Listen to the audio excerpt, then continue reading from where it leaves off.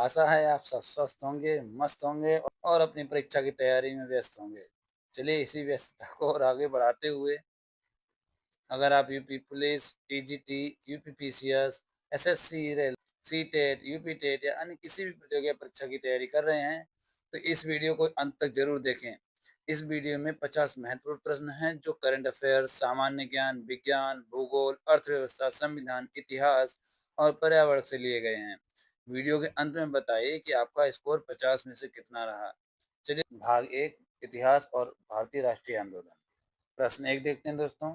निम्नलिखित में से किस हड़प्पा कालीन स्थल से हल का टेराकोटा यानी कि मिट्टी का हल प्राप्त हुआ है? ए धौलावीरा, बी बनावली, सी कालीबंगा या डी लोथल। सही उत्तर होगा दोस्तों ऑप्शन बी बनावली। एक्सप्लेनेशन देखते हैं दोस्तों। हरियाणा के फतेहाबाद जिले में स्थित हड़प्पा-कालीन स्थल बनावली से मिट्टी का बना हुआ हल टेराकोटा मॉडल मिला है। कालीबंगा से जुते हुए खेत के साक्ष्य मिले हैं, जबकि लोथल से गोदीवाड़ा यानी कि डॉकयार्ड मिला है। प्रश्न 2 देखते हैं दोस्तों। बौद्ध धर्म में महाविनिष्क्रमण शब्द का प्रयोग किसके लिए किया गया है? ए बुद्ध का जन्म, बी बुद्ध का गृह त्याग, सी बुद्ध का प्रथम उपदेश या डी बुद्ध का महापरिनिर्वाण। सही उत्तर होगा दोस्तों ऑप्शन बी बुद्ध का गृह त्याग। एक्सप्लेनेशन देखते हैं दोस्तों। सिद्धार्थ अर्थात गौतम बुद्ध द्वारा 29 वर्ष की आयु में ज्ञान की खोज में गृह त्याग करने की घटना को बौद्ध ग्रंथों में महाविनिष्क्रमण कहा गया है। उनके प्रथम उपदेश को धर्म चक्र प्रवर्तन और मृत्यु को महापरिनिर्वाण कहा गया है। चलिए दोस्तों प्रश्न संख्या 3 देखते हैं। अलाउद्दीन खिलजी के आक्रमण के समय देवगिरी का शासक कौन था? A Ramchandra Dev, B Pratap Rudradev, C Malik Kafur या डी राणा सिंह। सही उत्तर होगा दोस्तों option A Ramchandra Dev. Explanation देखते हैं दोस्तों। अलाउद्दीन खिलजी के दक्षिण भारत अभियान के समय देवगिरी पर यादव वंश के राजा रामचंद्र देव का शासन था। दोस्तों मलिक काफूर अलाउद्दीन का सेनापति था जिसने इन अभियानों का नेतृत्व किया था। प्रश्न संख्या 4 देखते हैं दोस्तों। अष्टप्रधान नामक प्रवर समिति किसके प्रशासन में सहायक थी? ए चंद्रगुप्त मौर्य, बी कृष्णदेव राय, सी शिवाजी महाराज या डी अकबर।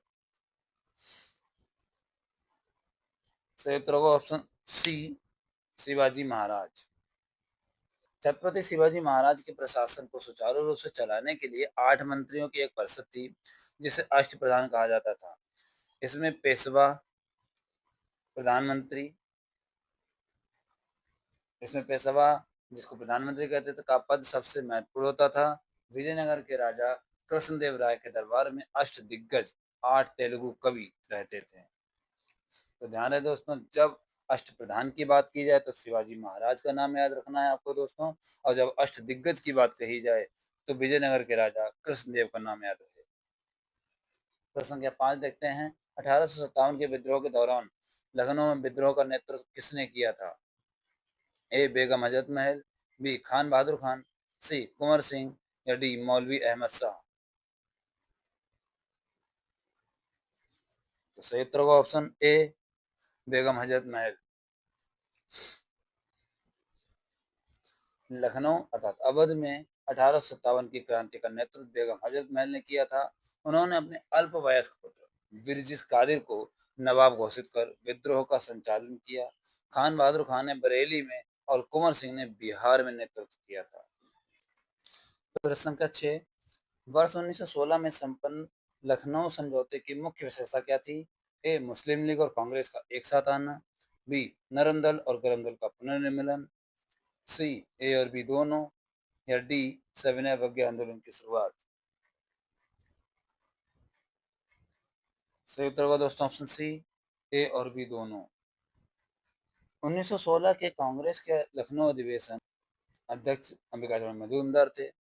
में दो ऐतिहासिक घटनाएं हुई। पहला, बाल गंगाधर तिलक और एनी बेसेंट के प्रयासों से नरम दल और गरम दल फिर से एक हुए। दूसरा, कांग्रेस और मुस्लिम लीग के बीच समझौता हुआ जिसे लखनऊ पैक्ट के नाम से जाना जाता है। प्रश्न 7। गदर पार्टी की स्थापना सैन फ्रांसिस्को अर्थात अमेरिका में किसके द्वारा की गई थी? ए लाला हरदयाल और सोहन सिंह भकना, बी भगत सिंह, सी रास बिहारी बोस या डी श्यामजी कृष्ण वर्मा।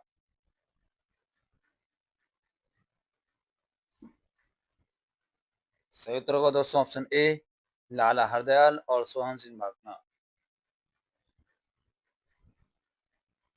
1913 में अमेरिका के सैन फ्रांसिस्को में गदर पार्टी की स्थापना की गई थी। इसके संस्थापक अध्यक्ष सोहन सिंह भकना थे और लाला हरदयाल इसके मुख्य मनीषी व सचिव थे। इस पार्टी ने गदर नाम का साप्ताहिक पत्र भी निकाला था। प्रश्न 8, सुभाष चंद्र बोस ने किस वर्ष फॉरवर्ड ब्लॉक की स्थापना की थी? ए 1938, बी 1939, सी 1942 या डी 1945।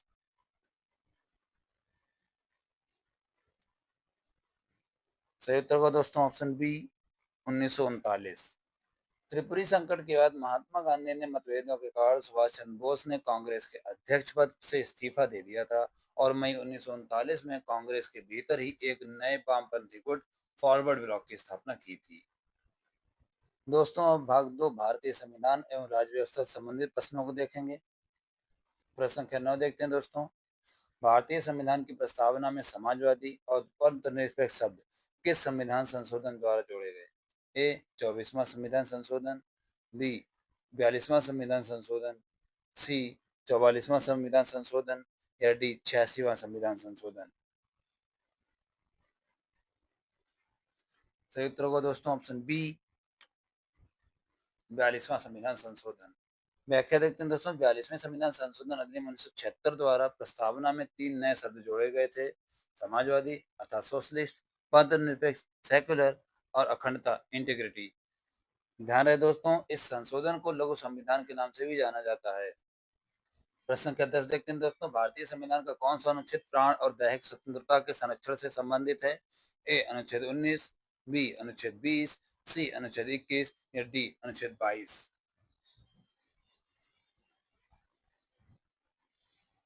सही उत्तर होगा दोस्तों ऑप्शन सी अनुच्छेद 21। अनुच्छेद 21 के अनुसार किसी भी व्यक्ति को उसके प्राण या दैहिक स्वतंत्रता से विधि द्वारा स्थापित प्रक्रिया के अनुसार ही वंचित किया जाएगा, अन्यथा नहीं। उच्चतम न्यायालय ने निजता के अधिकार राइट्स टू प्राइवेसी को भी इसी अनुच्छेद के तहत मौलिक अधिकार माना है। प्रश्न 11 देखते हैं दोस्तों। राष्ट्रपति के निर्वाचक मंडल में निम्नलिखित में से कौन शामिल नहीं होता? ए संसद के दोनों सदनों के निर्वाचित सदस्य, बी राज्यों की विधानसभाओं के निर्वाचित सदस्य, सी दिल्ली और पुदुचेरी विधानसभा के निर्वाचित सदस्य या डी राज्यों के विधान परिषदों के सदस्य। सही उत्तर होगा ऑप्शन डी राज्यों के विधान परिषदों के सदस्य। संविधान के अनुच्छेद 54 के अनुसार राष्ट्रपति के चुनाव में केवल निर्वाचित सदस्य ही भाग लेते हैं, मनोनीत मनोनीत सदस्य भाग नहीं लेते।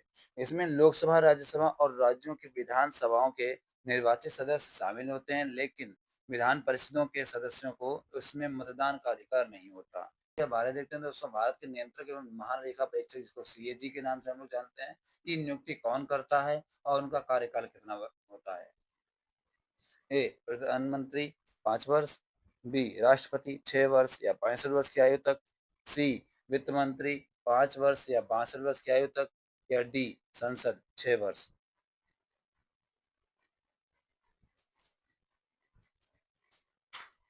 सही उत्तर होगा दोस्तों ऑप्शन बी राष्ट्रपति 6 वर्ष या 65 वर्ष की आयु तक।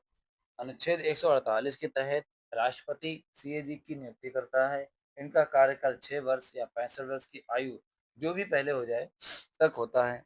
इन्हें पद से उसी रीति से हटाया जा सकता है जैसे उच्चतम न्यायालय के न्यायाधीश को। प्रश्न संख्या 13 देखते हैं दोस्तों। किस समिति की सिफारिश पर भारतीय संविधान में मूल कर्तव्यों को शामिल किया गया था? ए बलवंत राय मेहता समिति, बी स्वर्ण सिंह समिति, सी सरकारिया आयोग या डी वर्मा समिति।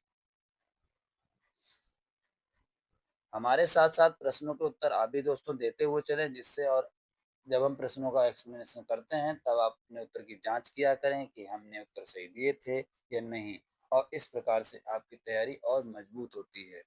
चलिए दोस्तों, सही उत्तर देखते हैं ऑप्शन सी सरकारिया आयोग। आपातकाल के दौरान वर्ष 1976 में गठित सरकार स्वर्ण सिंह समिति की सिफारिश पर 42वें संविधान संशोधन द्वारा भाग 4A और अनुच्छेद 51A जोड़कर 10 मूल कर्तव्यों को शामिल किया गया था। वर्तमान में 86वें संविधान संशोधन के बाद मूल कर्तव्यों की संख्या 11 है। प्रश्न संख्या 14 देखते हैं दोस्तों, अंतर्राज्यीय परिषद के गठन का प्रावधान संविधान के किस अनुच्छेद में है और इसकी अध्यक्षता कौन करता है? ए अनुच्छेद 262 राष्ट्रपति द्वारा, बी अनुच्छेद 263 प्रधानमंत्री द्वारा, सी अनुच्छेद 280 वित्त मंत्री द्वारा या डी अनुच्छेद 312 गृह मंत्री द्वारा। सही उत्तर होगा दोस्तों ऑप्शन बी अनुच्छेद 263 प्रधानमंत्री द्वारा। केंद्र राज्य संबंधों को मजबूत करने के लिए अनुच्छेद 263 के तहत अंतर्राज्यीय परिषद के गठन का अधिकार राष्ट्रपति को है।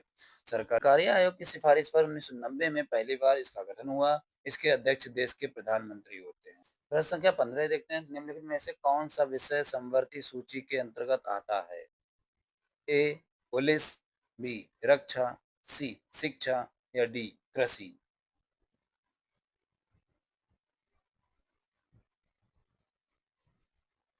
सही उत्तर होगा दोस्तों ऑप्शन सी शिक्षा। शिक्षा, वन, नापतौल, वन्य जीवों का संरक्षण आदि को 42वें संविधान संशोधन 1976 के द्वारा राज्य सूची से हटाकर समवर्ती सूची में डाल दिया गया था। पुलिस और कृषि राज्य सूची के विषय हैं, जबकि रक्षा संघ सूची का विषय है। टॉपिक भारत एवं विश्व का भूगोल से संबंधित प्रश्न देखते हैं। प्रश्न संख्या 16 देखते हैं दोस्तों, निम्नलिखित में से कौन सी नदी दक्कन के पठार को दो भागों में, केंद्रीय उच्चभूमि और दक्कन का पठार में विभाजित करती है? ए गोदावरी, बी नर्मदा, सी कृष्णा या डी तापी।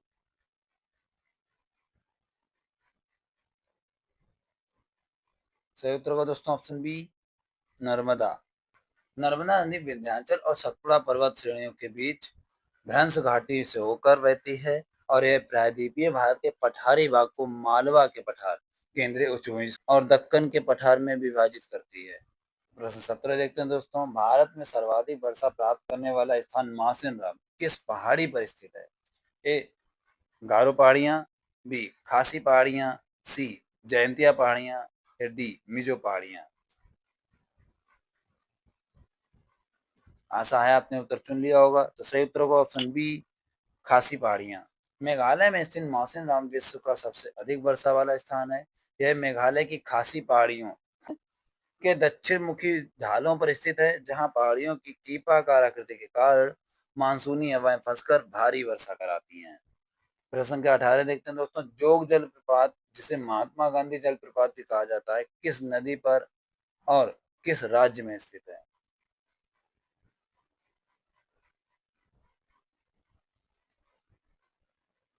सही उत्तर होगा दोस्तों ऑप्शन ए शरावती नदी, कर्नाटक। शरावती नदी कर्नाटक जोल या गरुसोप्पा जलप्रपात कर्नाटक के शिमोगा जिले में शरावती नदी पर स्थित है। यह भारत के सबसे ऊंचे और प्रसिद्ध जलप्रपातों में से एक है। प्रश्न संख्या 19 देखते हैं दोस्तों, सुएज नहर किन दो सागरों को आपस में जोड़ती है? महत्वपूर्ण प्रश्न है दोस्तों। अभी हाल ही में यूपीएसआई का जो एग्जाम हुआ था उसमें यह प्रश्न पूछा गया था। आशा है ये बहुत ही महत्वपूर्ण प्रश्न आपके लिए आगे परीक्षा में भी रहेगा। ऑप्शन ए काला सागर और भूमध्य सागर, बी लाल सागर और भूमध्य सागर, सी कैस्पियन सागर और लाल सागर या डी अरब सागर और लाल सागर। सही उत्तर होगा दोस्तों ऑप्शन बी लाल सागर और भूमध्य सागर। मिस्र में स्थित सुएज नहर एक कृत्रिम समुद्री जलमार्ग है जो भूमध्य सागर को लाल सागर से जोड़ता है। इसके बनने से यूरोप और एशिया के बीच की समुद्री दूरी बहुत कम हो गई दोस्तों। प्रश्न संख्या 20, गरजता चालीसा, प्रचंड पचासा और चिखता साठा क्या हैं? ए चक्रवाती तूफान, बी उत्तरी गोलार्ध की व्यापारिक पवनें, सी दक्षिणी गोलार्ध में बहने वाली तीव्र पछुआ पवनें या डी समुद्री धाराएं।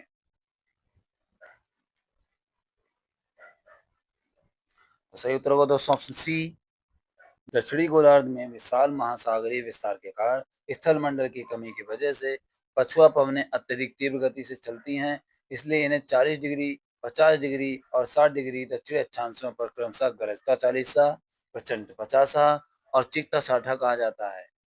दोस्तों विश्व की सबसे गहरी झील कौन सी है और यह कहाँ पर स्थित है? ए सुपीरियर झील अमेरिका में, बी कैस्पियन सागर रूस में, सी बैकाल झील रूस या साइबेरिया में, या डी टंगानिका झील अफ्रीका में।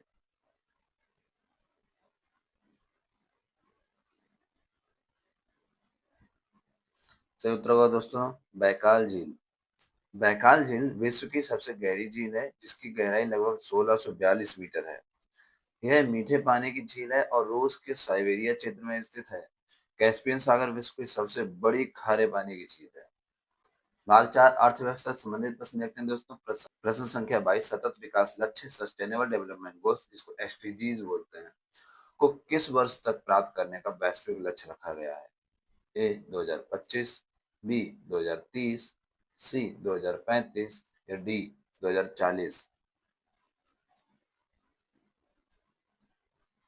तो सही उत्तर होगा दोस्तों ऑप्शन बी 2030। संयुक्त राष्ट्र द्वारा वर्ष 2015 में 17 सतत विकास लक्ष्यों एसडीजीज को स्वीकार किया गया था जिन्हें 2030 तक प्राप्त करने का संकल्प लिया गया है। इसे एजेंडा 2030 भी कहा जाता है। प्रश्न संख्या 23 भारत में रेपो रेट और रिवर्स रेपो रेट का निर्धारण किसके द्वारा किया जाता है? ए भारतीय स्टेट बैंक एसबीआई, बी भारतीय रिजर्व बैंक आरबीआई की मौद्रिक नीति समिति, सी केंद्रीय वित्त मंत्रालय या डी नीति आयोग। तो सही उत्तर होगा दोस्तों ऑप्शन बी भारतीय रिजर्व बैंक आरबीआई की मौद्रिक नीति समिति के द्वारा। आरबीआई की मौद्रिक नीति समिति मॉनेटरी पॉलिसी कमेटी एमपीसी देश में मुद्रास्फीति को नियंत्रित करने और आर्थिक समृद्धि को बढ़ावा देने के लिए नीतिगत दरों जैसे रेपो रेट और रिवर्स रेपो रेट का निर्धारण करती है। इसमें कुल 6 सदस्य होते हैं। प्रश्न संख्या 24 छिपी हुई बेरोजगारी या प्रच्छन्न बेरोजगारी का मुख्य अर्थ क्या है? ए देश में रोजगार के अवसरों की कमी होना, बी श्रमिकों की सीमांत उत्पादकता शून्य होना, सी केवल तकनीकी क्षेत्र में बेरोजगारी या डी काम करने की इच्छा न होना।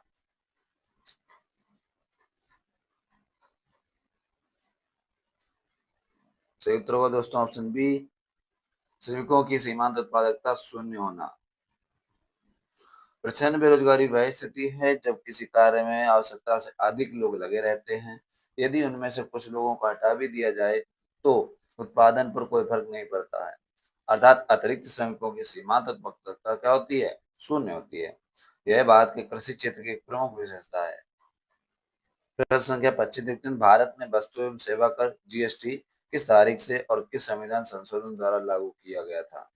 ए 1 अप्रैल 2017 100वां संविधान संशोधन, बी 1 जुलाई 2017 101वां संविधान संशोधन, सी 2 अक्टूबर 2017 102वां संविधान संशोधन या डी 1 जनवरी 2018 103वां संविधान संशोधन।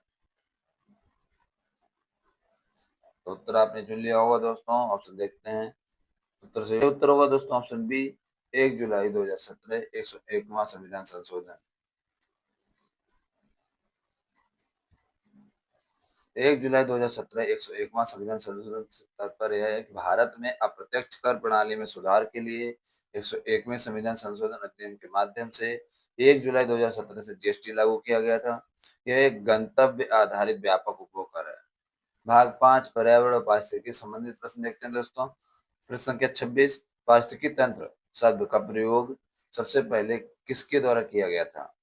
ए Ernest Haeckel, B A G Tansley, C E P Odum या डी चार्ल्स एल्टन।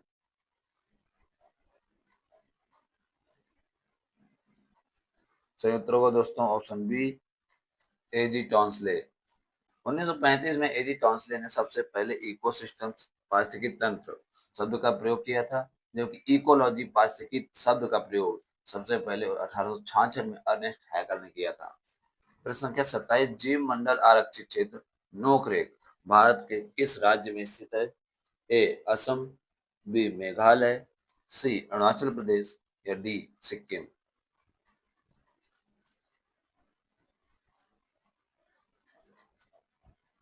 सही उत्तर होगा दोस्तों ऑप्शन बी मेघालय। नोकरेक जीव मंडल आरक्षित क्षेत्र मेघालय की गारो पहाड़ियों का एक हिस्सा है। यह यूनेस्को के man and biosphere M A B कार्यक्रम के अंतर्गत भी शामिल है। यह लाल पांडा के लिए भी प्रसिद्ध है। प्रश्न संख्या 28, निम्नलिखित में से कौन सी गैस ग्रीन हाउस प्रभाव में सर्वाधिक योगदान देती है? ए कार्बन डाइऑक्साइड CO2, बी जलवाष्प वाटर वेपर, सी मेथेन CH4 या डी ओजोन।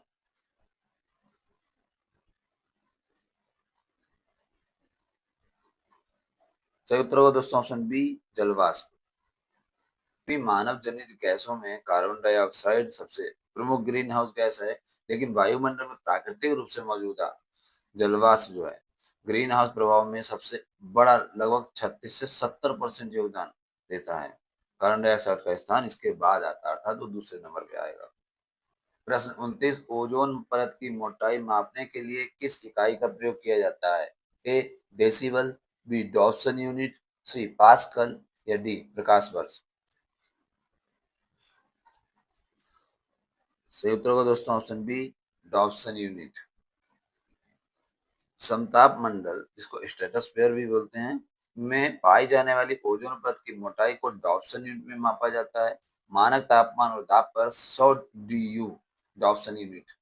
ओजोन की परत 1 मिलीमीटर मोटी होती है। डेसिबल ध्वनि की तीव्रता मापने की इकाई है। प्रश्न संख्या 30, क्योटो प्रोटोकॉल मुख्य रूप से किससे संबंधित है?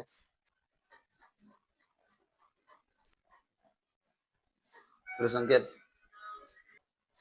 ग्रीन हाउस गैसों के उत्सर्जन को कम करने से। क्योटो प्रोटोकॉल 1997 में जापान के क्योटो शहर में अपनाया गया था और 2005 में लागू हुआ। यह ग्लोबल वार्मिंग के लिए जिम्मेदार ग्रीन हाउस गैसों के उत्सर्जन में कटौती करने से संबंधित एक अंतर्राष्ट्रीय संधि है। ओजोन परत से संबंधित संधि मॉन्ट्रियल प्रोटोकॉल जो 1987 में। भाग 6 सामान्य विज्ञान। प्रश्न 31, प्रकाश वर्ष निम्नलिखित में से किसकी इकाई है? ए समय की, बी दूरी की, सी प्रकाश की तीव्रता की या डी गति की। सही उत्तर होगा दोस्तों ऑप्शन बी दूरी की। प्रकाश द्वारा एक वर्ष में निर्वात में तय की गई कुल दूरी को प्रकाश वर्ष कहा जाता है। यह खगोलीय दूरियों को मापने की एक इकाई है। प्रकाश वर्ष बराबर होता है 9.46 गुणा 10 की घात 15 मीटर होता है। प्रश्न संख्या 32, निम्नलिखित में से कौन सा अम्ल खट्टे दूध या दही में मुख्य रूप से पाया जाता है?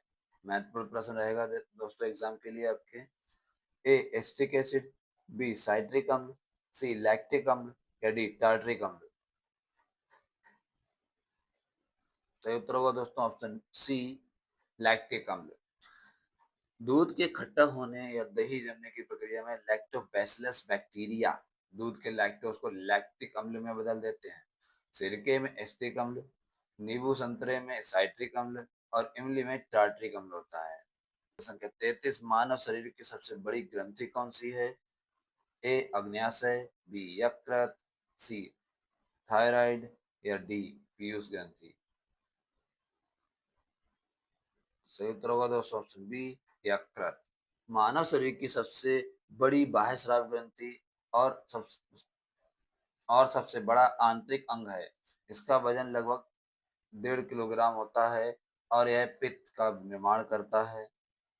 अग्न्याशय शरीर की सबसे बड़ी मिश्रित ग्रंथि है। प्रश्न संख्या 34, रिकेट्स रोग किस विटामिन की कमी के कारण होता है और इससे शरीर का कौन सा अंग प्रभावित होता है?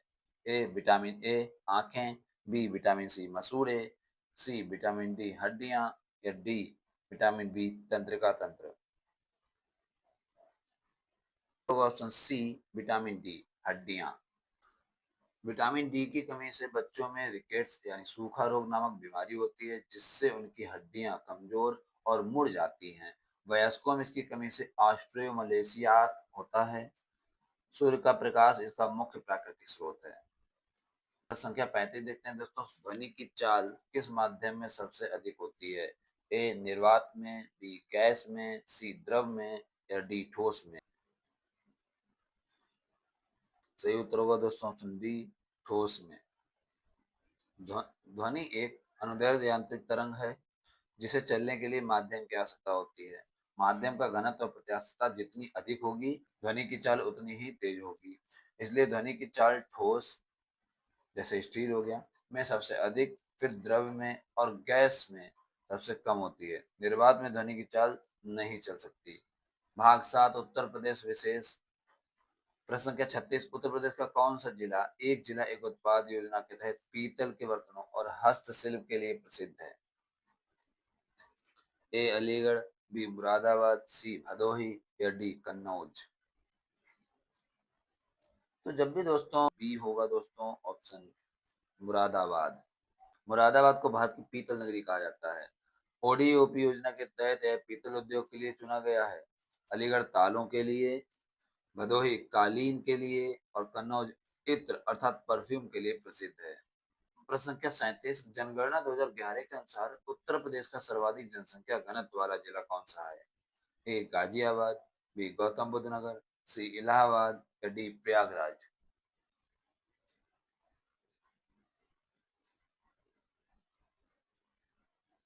सही उत्तर होगा दोस्तों ऑप्शन ए गाजियाबाद। 2011 की जनगणना के अनुसार उत्तर प्रदेश का सबसे अधिक जनघनत्व वाला जिला गाजियाबाद है। 3,971 व्यक्ति प्रति वर्ग किलोमीटर। सबसे कम जनघनत्व तो ललितपुर जिले का है। प्रयागराज उत्तर प्रदेश का सर्वाधिक जनसंख्या वाला जिला है। प्रश्न 38, दुधवा राष्ट्रीय उद्यान उत्तर प्रदेश के किस जिले में स्थित है? ए लखीमपुर खीरी, बी पीलीभीत, सी बहराइच या डी सोनभद्र। महत्वपूर्ण प्रश्न दोस्तों, कई बार परीक्षाओं में पूछा भी जा चुका है। दोस्तों ऑप्शन ए लखीमपुर खीरी। व्याख्या करते हैं, दुधवा राष्ट्रीय उद्यान उत्तर प्रदेश का एकमात्र राष्ट्रीय उद्यान है जो लखीमपुर खीरी जिले में भारत नेपाल सीमा के पास स्थित है। यह तराई क्षेत्र का हिस्सा है और बाघों तथा बारहसिंगा के संरक्षण के लिए जाना जाता है। प्रश्न संख्या 39, उत्तर प्रदेश के किस शहर में भारतीय दलहन अनुसंधान संस्थान स्थित है? ए लखनऊ, बी कानपुर, सी वाराणसी या डी बरेली। सही उत्तर होगा दोस्तों ऑप्शन बी कानपुर। भारतीय दलहन अनुसंधान संस्थान उत्तर प्रदेश का कानपुर जिले में स्थित है। लखनऊ में केंद्रीय औषधि अनुसंधान संस्थान सीडीआरआई और वाराणसी में भारतीय सब्जी अनुसंधान संस्थान आईआईबीआर स्थित है। प्रश्न संख्या 40, प्रसिद्ध शास्त्रीय नृत्य कथक का संबंध मुख्य रूप से किस राज्य या घराने से है? ए तमिलनाडु, बी केरल, सी उत्तर प्रदेश लखनऊ घराना या डी आंध्र प्रदेश।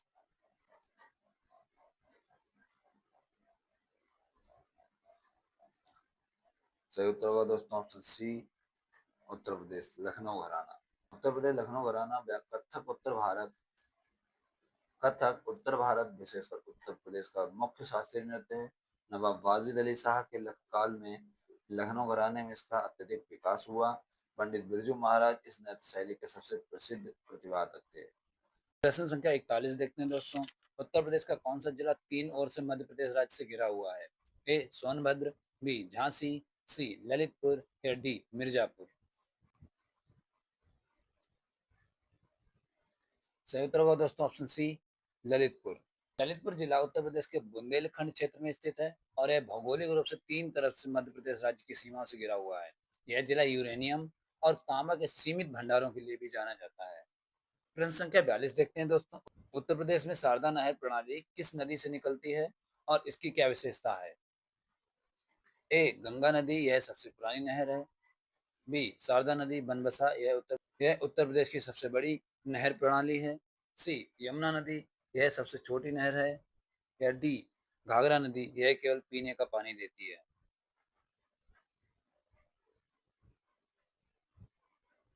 सही उत्तर होगा दोस्तों ऑप्शन बी शारदा नदी। शारदा नहर उत्तर प्रदेश की सबसे लंबी और बड़ी नहर प्रणाली है। यह नेपाल सीमा के पास चंपावत जिले के बनबसा नामक स्थान पर शारदा नदी अर्थात काली नदी से निकाली गई है। इससे राज्य के एक बड़े हिस्से की सिंचाई होती है। चलिए दोस्तों, समसामयिकी एवं विविध से संबंधित प्रश्न देखते हैं भाग 8 में। प्रश्न संख्या 43 है, G20 समूह में शामिल होने वाला 21वां स्थायी सदस्य कौन सा संगठन या देश बना है? ए अफ्रीकी संघ, बी आसियान, सी यूरोपीय संघ या D Bharat.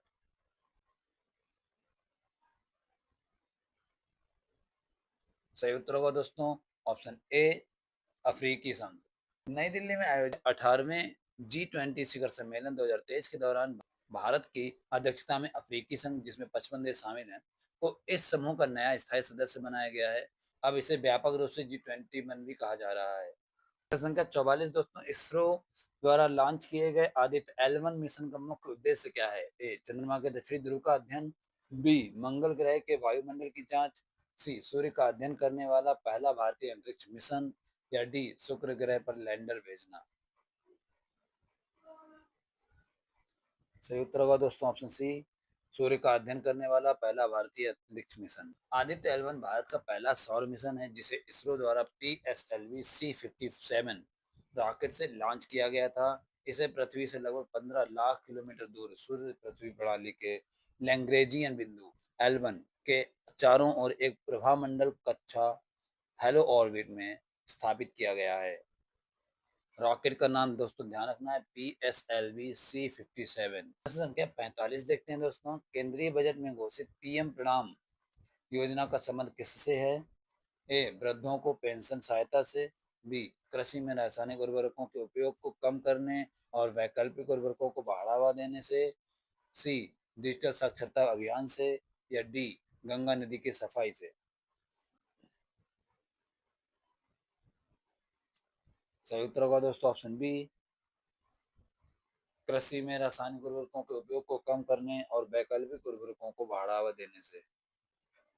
Programme for restoration, awareness, nourishment and amelioration of mother earth योजना का मुख्य उद्देश्य राज्यों को रासायनिक उर्वरकों के संतुलित उपयोग और वैकल्पिक उर्वरकों जैसे जैविक और जैव उर्वरक को अपनाने के लिए प्रोत्साहित करना है। संख्या 46, प्रेस स्वतंत्रता सूचकांक किसके द्वारा जारी किया जाता है? ए, विश्व आर्थिक मंच WEF, B, reports without borders, C, Amnesty International, या डी, यूनेस्को।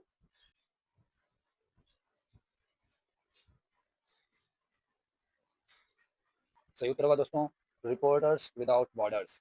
यह सूचकांक प्रत्येक वर्ष फ्रांस स्थित गैर सरकारी संगठन रिपोर्टर्स सैंस फ्रंटियर्स या रिपोर्टर्स विदाउट बॉर्डर्स द्वारा जारी किया जाता है, जो दुनिया भर में पत्रकारों की स्वतंत्रता का आंकलन करता है। प्रश्न संख्या 47 देखते हैं, हाल ही में समाचारों में रहा सेंगोल क्या है और इसे कहाँ स्थापित किया गया है? ए, एक नया मिसाइल डिफेंस सिस्टम, बी, नए संसद भवन में स्थापित एक ऐतिहासिक राजदंड जो सत्ता के हस्तांतरण का प्रतीक है, सी, उत्तर प्रदेश का एक नया लोक नृत्य, या डी, इसरो का एक रोबोट।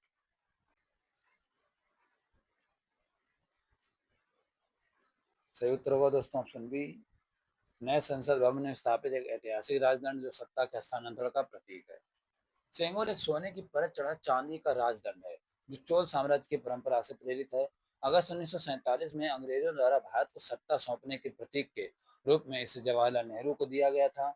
इसे नए संसद भवन में लोकसभा अध्यक्ष के आसन के पास स्थापित किया गया है। ध्यान रखें दोस्तों, नाम क्या है? सेंगोल। प्रश्न संख्या 48, अंतर्राष्ट्रीय न्यायालय International Court of Justice ICJ का मुख्यालय कहाँ स्थित है? A, Geneva Switzerland, B, New York America, C, the Hague Netherlands, या डी, पेरिस फ्रांस। तो सही उत्तर होगा दोस्तों ऑप्शन सी, द हेग। संयुक्त राष्ट्र के 6 प्रमुख अंगों में से केवल अंतर्राष्ट्रीय न्यायालय ही एक ऐसा अंग है जिसका मुख्यालय न्यूयॉर्क से बाहर द हेग नीदरलैंड के पीस पैलेस में स्थित है। इसमें कुल 15 न्यायाधीश होते हैं, जिनका कार्यकाल 9 वर्ष का होता है। प्रश्न संख्या 49, चिपको आंदोलन के प्रणेता कौन थे, जिनका हाल ही में कुछ समय पूर्व निधन हो गया है? ए, सुंदरलाल बहुगुणा, बी, मेधा पाटकर, सी, बाबा आमटे, या डी, सलीम अली।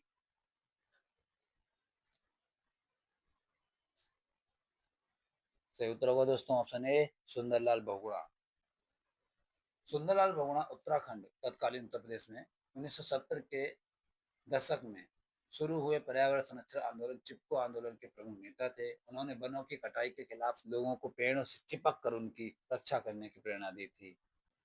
प्रश्न संख्या 50, और भारत के किस राज्य में समान नागरिक संहिता यूनिफॉर्म सिविल कोड UCC को स्वतंत्रता के बाद सबसे पहले लागू करने वाला पहला विधेयक पारित किया गया है? ए, गोवा, बी, उत्तराखंड, सी, उत्तर प्रदेश, या डी, गुजरात। सही उत्तर होगा दोस्तों ऑप्शन बी, उत्तराखंड। संविधान के अनुच्छेद 44 राज्य के नीति निश्चित तत्व के तहत देश में समान नागरिक संहिता की बात कही गई है। गोवा में यह पुर्तगाली शासन के समय से ही लागू है, लेकिन स्वतंत्रता के बाद अपनी विधानसभा में कानून बनाकर यूसीसी लागू करने वाला उत्तराखंड देश का पहला राज्य बन गया है। तो दोस्तों आज इस 50 महत्वपूर्ण प्रश्नों की प्रश्नोत्तरी यहीं समाप्त होती है। अब कमेंट करके जरूर बताइए कि आपका स्कोर 50 में से कितना रहा। अगर आपका स्कोर 40 प्लस है तो आप बहुत अच्छी तैयारी कर रहे हैं, और अगर उससे कम है तो चिंता मत कीजिए, रोज ऐसे ही प्रश्नों की प्रैक्टिस करते रहिए। अगर आपको यह वीडियो उपयोगी लगा हो तो इसे अपने उन दोस्तों के साथ शेयर करिए जो UP police, UP PCS, TGT, PGT, SSC, railway, C TET या यूपी टेट की किसी भी प्रतियोगी परीक्षा की तैयारी कर रहे हों, क्योंकि यह वीडियो सभी के लिए बहुत महत्वपूर्ण है। और ऐसे ही रोज महत्वपूर्ण multiple choice questions, current affairs, exam revision videos के लिए हमारे channel study with Ajay Kushwaha को सब्सक्राइब करें और बेल आइकन दबाना बिल्कुल ना भूलें। और हाँ, अगली वीडियो में 50 और नए पहले से भी महत्वपूर्ण प्रश्न लेकर आ रहा हूँ, इसलिए चैनल को सब्सक्राइब कर लीजिए, कहीं अगली वीडियो भी मिस ना हो जाए। धन्यवाद।